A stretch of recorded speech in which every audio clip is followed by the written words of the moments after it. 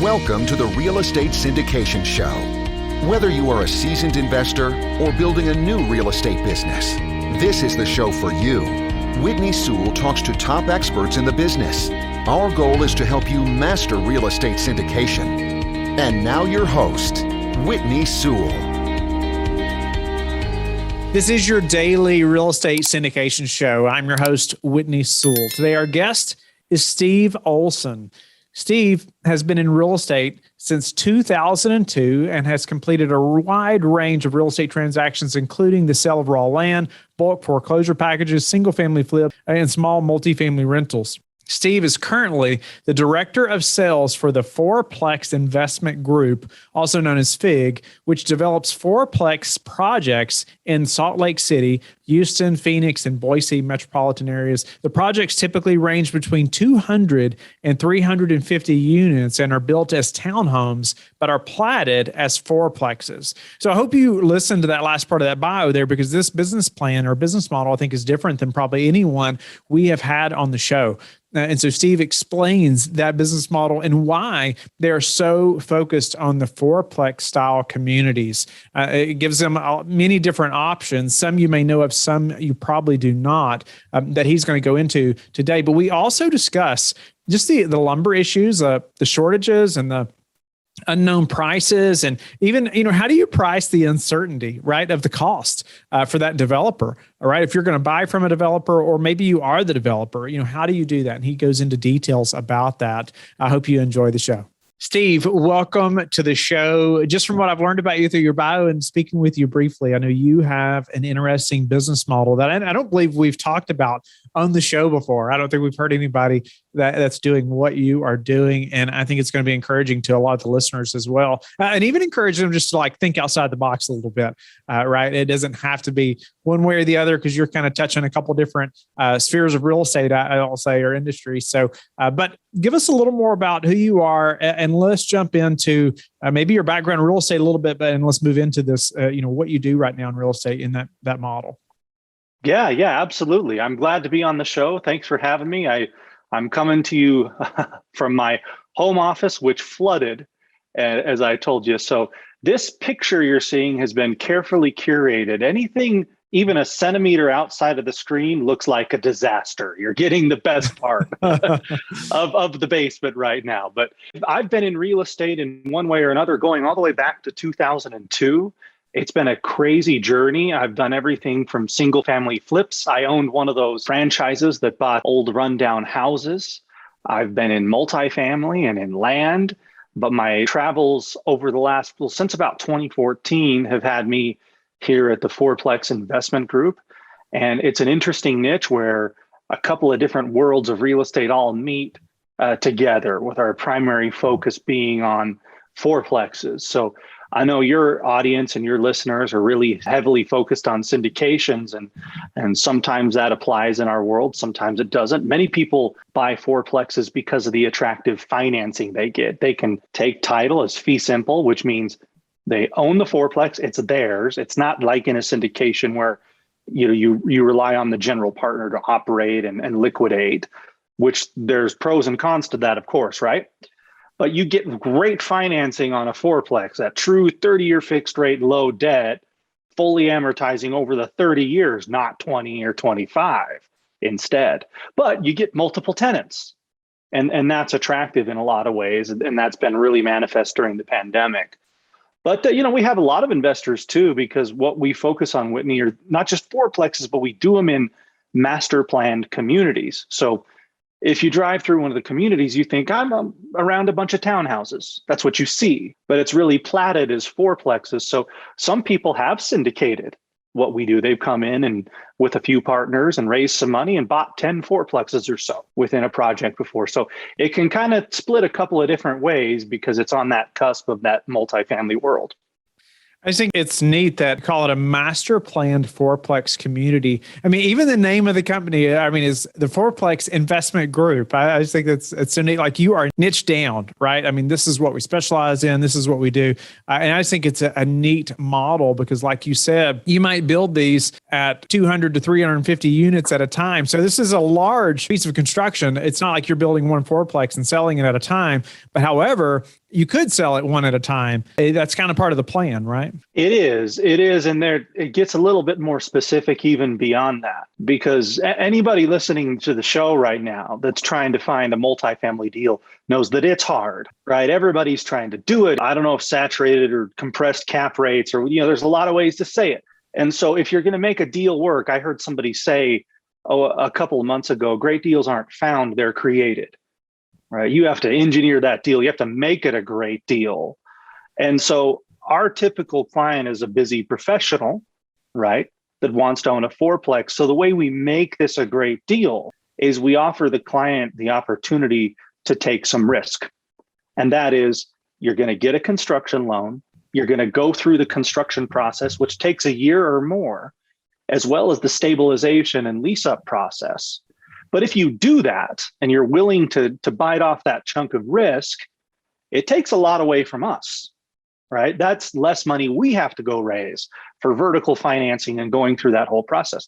So, of course, the reward is sell it at a better price. So generally, we're selling at a point or sometimes even 2 points below whatever the market cap rate is. And that really it's kind of the same thing as a value add apartment complex, right? You go buy that apartment complex, you got to take 70% of the units offline while you're moving people out and putting in granite, going through the release up. It's the same thing, just more on a micro level. Yeah, no, that makes a lot of sense. And, believe it or not, we personally just did this same model, but buying from a developer, but a whole community, right? We're a developer we had a relationship with, and we had bought a community that he had developed in the past. And it's very similar. I mean, like we're coming in and buying it, but not typically, we're not closing officially until it's completed, say a year later. So it does allow us to, it helps him in a big way, right? He's not having to come up with those funds, but it allows us to get a lot better deal and provide, have a ton more equity as soon as we close, in that project, and it'll be brand new. And so that's interesting. Any more reasons like why fourplexes, instead of trying to do a larger apartment community or strictly doing, a townhome type community where maybe there's 8plexes or 12plexes or anything like that? Anything else other than financing around fourplex style buildings that, hey, we're going to niche down and this is what we're going to focus on? Well, anytime you start a business, there's that challenge of having too broad of a focus or too narrow of a focus, right? And initially that was exclusively the focus is fourplexes. And how do you get really good at that? And then once you are really running at a high level on that, do you expand? Do you broaden things without at the same time diluting them and sacrificing doing what you do really well, right? So there's a couple of ways that we've been able to kind of veer off of that in some cases. But I would reiterate, because you asked why fourplexes. They're great for a lot of people. Some people might need a different kind of a deal. But I told you about the financing, the true 30-year fixed rate. You're going to come in with the lowest possible down payment of 25%. I really love them. And if I get too into the weeds here, Whitney, let me know. But if you're a real estate professional and you need tax breaks, the cost segregation and bonus depreciation benefits are astronomical on a new build fourplex. Right. So that's another huge reason to do it is not only did you get a good cash flowing asset on the books at a good cap rate, you saved a bucket in income taxes. And that's most effective when you're a real estate professional. But that's probably a deeper conversation for somebody who knows more about accounting than I do. Now, you get these cities, Whitney, that you say, hey, we want to come in here and we want to put in 200 townhomes and plat them as fourplexes.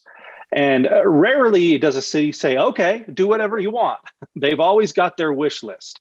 And so what we've noticed a lot is sometimes they'll say, well, we'd like to see some apartment product in here too, or some retail product in here too. So we've got a number of projects where, let's say 3/4 of it is townhomes, but then maybe out on like some frontage or on a perimeter, we've done some stacked flat apartment style units.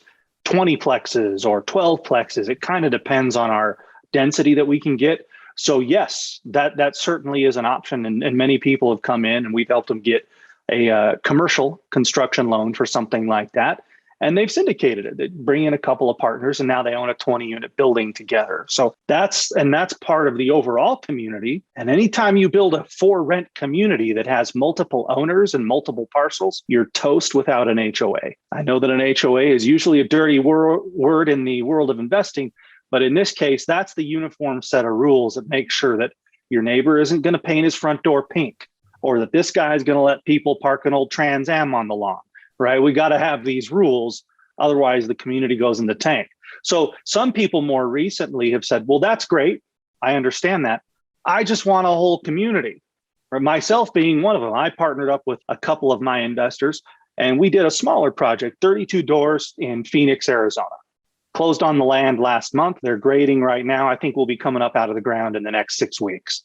And so that's one where we've noticed a couple of parcels of land out there, 20 to 60, 70 units that a lot of the big institutional people are skipping over or they're ignoring. And we've been able to grab them, and they work great for us, especially because the amount of capital you have into those, you qualify for that Freddie Mac small balance program if you want to get one blanket loan over the whole deal. So I don't say why definitely do this or why definitely do that. I think every deal has a best way to approach it, and all deals are unique. Yeah, no, that's interesting. And are these communities laid out in a way like you might see a typical, say, single family type community versus an apartment complex? Well, when they're townhouses, right? So you'll see rows of, 4, 6, or 8 townhouses, right? And that's how it's laid out. The goal is to make it as livable as possible. I was down at the IMN conference, the Build for Rent single family conference in Vegas a couple of weeks ago. And one of the panels had an interesting discussion about how do you work that balance between density, right? Every developer wants density on the front end. That's really high profit, but also not creating a future C-class product, right? And so you have to watch that. So you say, is it laid out like a single family subdivision? To the extent that we can, yes, it needs to be livable and breathable and something that can sustain over time. No, I just think it's just a very unique business model because you have so many options when exiting as well. But being a developer and doing something that scale, to that large, right? Can you speak to just the current market conditions around lumber prices or shortages and what you all are dealing with, or how you're hedging against, hey, what happens? I get questions all the time, right? What happens if we can't get the materials, or, your investors have invested and it's delayed this long, or, how have you all handled some of that? Well, that problem lands right in our backyard, right? We definitely feel that one, especially because, Whitney, we have a fixed bid contract with our investors. When they close on a construction loan, we've committed to deliver that fourplex at $900,000, for example. So if lumber shoots up through the stratosphere like it did recently, and it's backed off in some ways, and other ways it hasn't, that's coming out of our end. So we have to be able to price it, that uncertainty into the equation. And sometimes that's easier than other times. We were joking before we started recording, that my basement had flooded, and I was complaining to you that I can't get baseboard. They're telling me sometime next year. I've even leveraged FIG's relationship, right? Now I have a custom baseboard I need to get, but we've even building some of these units had to do a mix and match. As long as we can keep the baseboard the same in one unit, we did it. But that's tough to get, the MDF product, right? For a while there, it was OSB. Right now, trusses is pretty difficult. I had a good conversation with our construction supervisor yesterday, and a lot of these building materials, Whitney, are sold on an allocation. So a big national supplier, this is hitting us hard in Idaho right now. A big national supplier plans for the next year, and they say, okay, how many trusses did we ship to Idaho last year, right? Okay, so we're going to allocate about that much this next year. Now, Idaho traditionally has been a smaller state. There hasn't been as much going on there, but that market went completely out of its mind, everybody moving there. And so right now, the challenge we face in Idaho, along with every other builder, is we were given an allocation based on the past, and that does not match at all with what the market needs. Now, there's some irony to that, some good irony. Rents are coming in a couple $100 more per door than we originally projected, and the values are soaring, but getting that product finished up and out of the ground is difficult. So one way we've gotten around that a little bit is some other places where our allocation is better, like in Utah or Texas, we can get trusses and we're putting them on trucks and we're sending them to Idaho. And it costs a lot of money and that comes out of our end, but we have to deliver within a certain period on our contract, or we've got late fees that we have to pay to our investors. So you just have to kind of navigate that day to day. And another hard spot that it's hitting is land sellers. Land sellers, maybe they're entitled to do it, but they're totally unreasonable right now. They don't want to give you any contingency. They don't want to give you time to get entitlements. They say, it's land. You want it? I got it. It's valuable. Close. I'm sure you'll figure it out. But our product is so hyper specific that we can't close unless we know we're going to get our entitlements on the property. So I tell you, if it's not one thing, it's another. But I've learned this, that real estate's a good business to be in if you just stay in, solve the problems. Right. and you know, some days it seems like you're not going to solve them. Just stay in, keep working at it. Yeah. I hear that so often, especially on the show. I know the listeners hear that, man. I mean, it's like, you have to be willing to just keep going. I had a guest just not too long ago talked about, it's not, you're going to have to like keep getting knocked down for 50 years. Like just get up one more time and then get up one more time right after you've been knocked down a few times, right? It's not going to be forever, but man, you have to keep going. But I like how you talked about, because I bet a lot of people didn't know that like developers are doing that. And somebody like yourself that's in numerous cities, right? You have some different options, right? And that allows you to get stuff done. And that you've been allotted this material, even if it's somewhere else, hey, you're still able to ship it and make things happen. You talked about pricing the uncertainty into the cost. Any tips around that or thinking through that? Maybe somebody's thinking about developing a project right now, or either they're buying a project from a developer right now. How do you determine that cost? I mean, because there's definitely things to weigh there, right? I mean, I just wonder how to think about that. Well, you got to talk to your suppliers, ask them what they see, ask them what changes that they're being told about on the horizon. They know a lot about this stuff. There will be surprises. You can never plan around all the surprises. I think, though, that for every action, there's for the most part, an equal and opposite reaction, right? I noticed when we were having a really difficult time getting trusses, all of a sudden framers were showing up needing work, because guess what? If you can't get trusses, framers aren't swinging hammers and they need a job, right? So you have to be creative and know that these things aren't going to come in exactly where you think they are. Make that contingency thicker than you thought you needed it to be, and give yourself more time. We usually do 12-month construction loans for our clients. We had a discussion just yesterday. We're going to 15. There's just the supply chain disruption that we've gone through is difficult. I was in Nampa, Idaho at one of our projects the other day, and I was looking at this row of townhouses, and just across the street, they were finished and leasing. 30 feet away, complete mess, right? And they had these, I was asking, why aren't these further along? And they had a hole cut out of the second floor. And I said, why is there this hole? I said, we can't get bathtubs. But we had to go about finishing the rest of the interior, but we got no way to get the bathtub in there. So they're going to crane those bathtubs in, put some plywood over the top, and then finish, and then they can put the exterior on. But something as silly as a bathtub was holding back the whole show. So logistically, there's just things missing all the time. So I think a longer construction loan is one of the best things that you can do. And most of the banks understand that.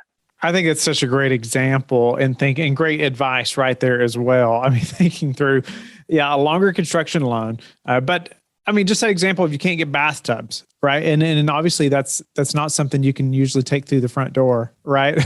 And so they had to be creative. And wow, I mean, hats off to them for really making a way to still make it happen and keep the ship going forward, right? Even though they had this massive thing they're waiting on or issue that's holding them up. Well, anything else just in the current market that you can speak to before we move to a few other types of questions, just being the developer that you are, anything else that you could speak to as far as the listener who is getting into that space right now, or like I said, that buyer who's buying, wanting to buy from somebody like yourself, even before they're completed, anything else about just our current market and things they should be thinking about? We've been doing some interesting things with smart home technology lately. That's something that for a couple $1,000 per door, well, usually less per door, about $1,000 a door, you can monetize and charge extra income for. Tenants are willing to pay it. You'll notice it's starting to get dropped into even older apartment complexes, but you have to be careful. We got burned by it in Texas. Texas has some laws about double deadbolts on the front door. So we thought we're all cute going in there with a smart lock. It doesn't matter because by law, you have to have that second deadbolt inside that the tenant locks. So what good does unlocking your main deadbolt from a smartphone do? So you have to know what the local laws are and in how dense some of these communities were. We had doorbell cameras that when it was on Whitney, if it was looking across the way and somebody else opened their front door, you technically could see inside their unit with a camera. And that's a big problem, right? That's a lot of legal issues. So that's definitely an amenity that you can monetize, but it's tricky, right? You have to be aware of some of these local and federal laws. And you asked, I'm going to give you one out of the blue. Right now, I really hate dumpsters.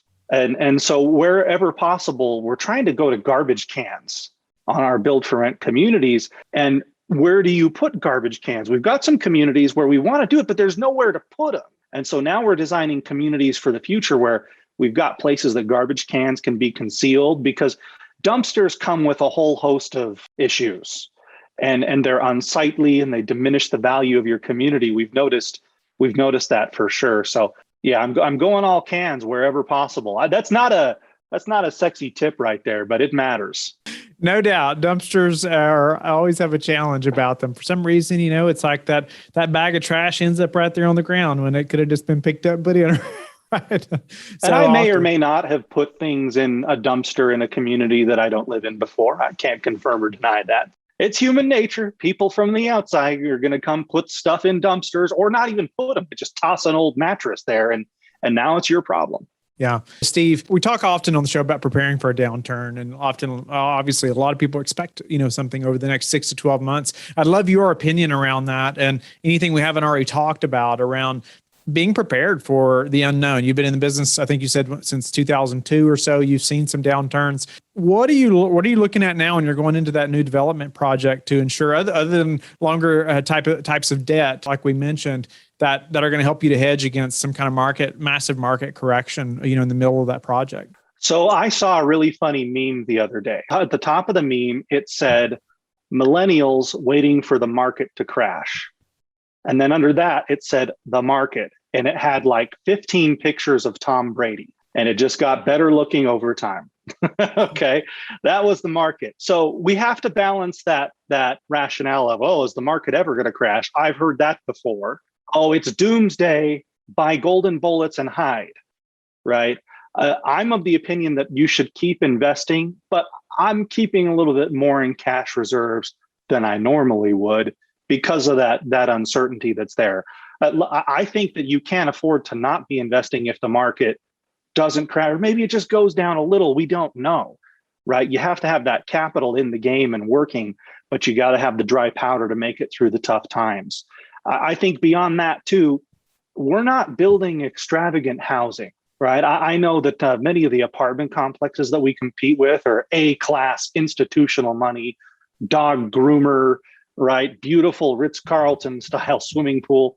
That's not us. We're very basic because we know that in a downturn, the lifeblood is your tenants and their ability to pay. And if you had pro forma'd this thing and it doesn't work at anything less than $2,500 a month in rent, that's the kind of property that'll have a hard time during a downturn. And you're really going to get hit on those cash reserves. So we're trying to build something that we can see people want to live in now, but they can still reasonably afford for the most part if things get a little bit tougher.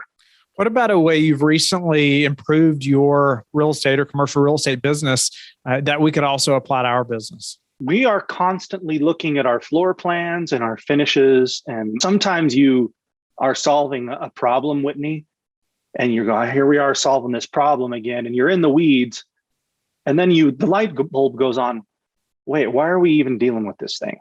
We can make this thing go away right now. We can make it go away right now. We recently did that we put almost all LVP flooring in our product. That makes all the sense in the world. We used to do some other finishes with where we didn't have pantries. We found out that we save a little bit of money by not doing it, but our vacancy and our maintenance, it suffers over time. But I think the biggest one is that let's go to 15-month construction loans. I can't tell you the anxiety that took off of me, just knowing we had that extra time to perform, because there's so many things that are outside of your control right now that the only way you can control it is more time. Yeah, it's not just your competitor that you're working against now, is it? I mean, there's so many outside sources that are battling for things that you have to have. I mean, whether it's a tub or whether, anyway, so many things that you've mentioned. Yeah, it's great advice. I appreciate that. What about your best source for meeting new investors right now? My best source for meeting new investors is successful relationships with old ones. Great answer. Yeah, and how do you leverage that? Well, we try to communicate with our old ones. Relationships matter. Being transparent matters.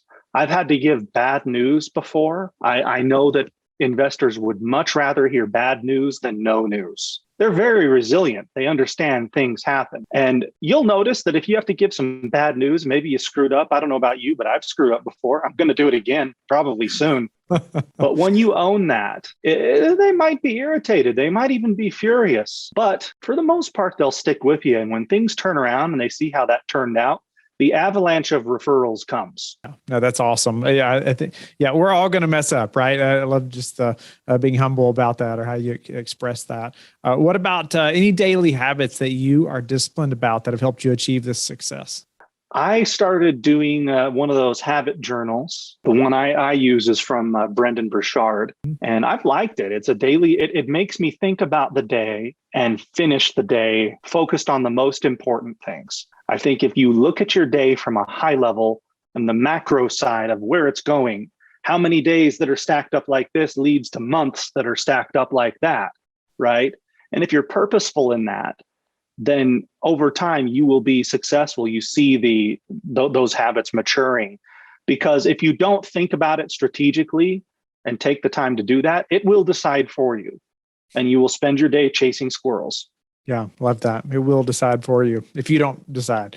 What about the number one thing that's contributed to your success? A positive mental attitude. And there's going to be days where you think you don't need it. And there's going to be days where you're glad you had it. And you just go, you know what? Tomorrow's a different day. Right. I know I can be successful. I trust myself to perform over time.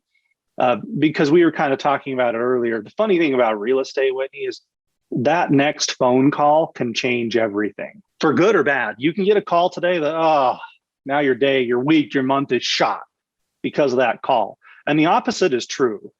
But you get enough phone calls that if you're positive over time, the net result of all those calls is a good positive result. And so I think you need to keep that in mind, that one really good thing that happened today or one really bad thing, that's not the whole show. It's what you make of it over time. How do you like to give back? I've got a couple of charities that we like, that we're interested in. Operation Underground Railroad is probably our favorite. Yeah, that's a great one. I've heard lots of great things about that organization. Well, Steve, it's been incredible to get to meet you, and I'm just grateful for your time sharing with us your business model. Really, I mean, we've done over 1,100 episodes, and I've not heard anyone that has that focus on fourplexes, but love that, because I mean, for all the reasons that you expressed there, and just the ease of exiting properties, all the options that it gives you, and different types of buyers that can come in and purchase projects from you. But appreciate your insight as well, just on the lumber prices, shortages, and how you're prepared for some kind of downturn potentially, and what that looks like as a developer at your level. So tell the listeners how they can get in touch with you and learn more about you. Yeah, feel free to just check out our website. There's a ton of information there. It's fig like the fruit. So fig.us. Thank you for listening to the Real Estate Syndication Show, brought to you by LifeBridge Capital. LifeBridge Capital works with investors nationwide to invest in real estate, while also donating 50% of its profits to assist parents who are committing to adoption. LifeBridge Capital, making a difference, one investor and one child at a time. Connect online at www.lifebridgecapital.com for free material and videos to further your success.